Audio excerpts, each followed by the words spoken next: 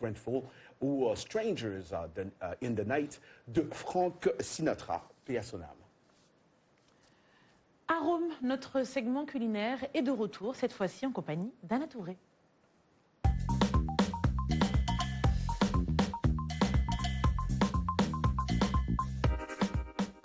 Bonjour, je suis ravie de vous retrouver pour la chronique des tendances culinaires dans laquelle je partage avec vous des recettes originales, parfois inattendues mais surtout très faciles à reproduire à la maison. Aujourd'hui, nous sommes chez Étoile Cuisine, qui a la gentillesse de nous accueillir, et on va retrouver dans très peu de temps une chef, blogueuse, consultante culinaire, chef Nathalie Brigongoum, qui va nous proposer une recette qui plaira à plus d'un puisqu'il s'agit d'un aliment qu'on retrouve sur beaucoup de tables. Suivez-moi. Bonjour chef. Bonjour Anna. Comment ça va? Très bien, merci. Vous? Alors aujourd'hui, la recette que vous allez me donner est une recette de pain au moringa. Alors, exactement. Super. Alors de quoi on a besoin pour faire un pain au moringa? Alors déjà de la farine tamisée, d'accord, du sel, de la levure, un peu d'huile, de l'eau et bien sûr du moringa. Un peu de moringa. Alors quelles sont les premières étapes de cette préparation?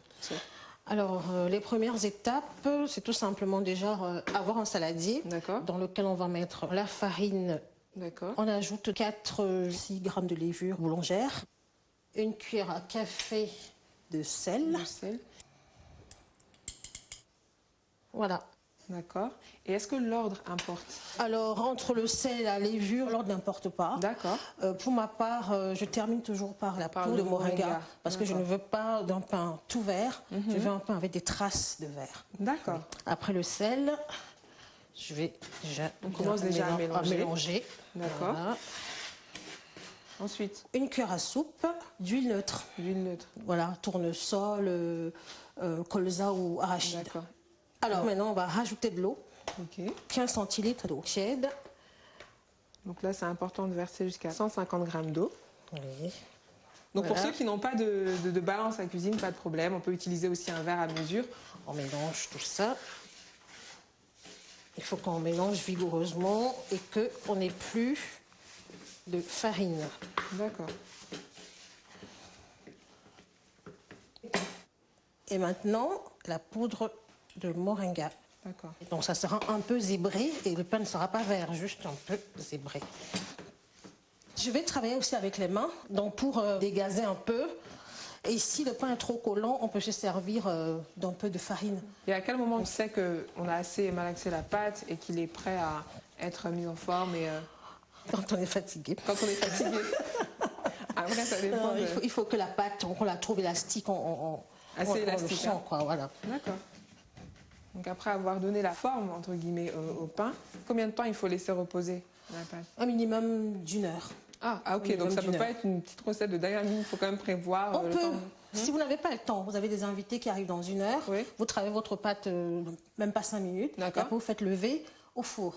Donc 30 minutes à 30 degrés et après 20 minutes à 200. Donc là, on va laisser reposer. Bon, voilà, on va laisser reposer. Et voilà. Ok, donc après 1 heure de repos, on est prêt à mettre le tout au four, c'est ça? Exactement. Parfait.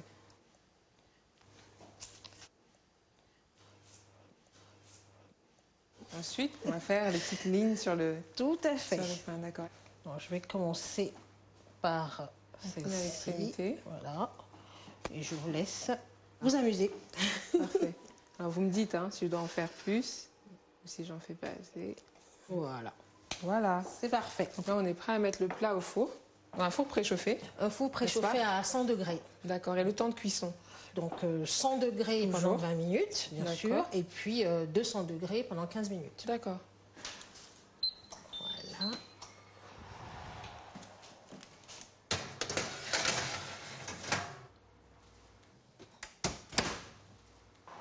Donc apparemment, c'est prêt là, chef? Oui, fin prêt et croustillant. Ça sent très très bon. Voilà.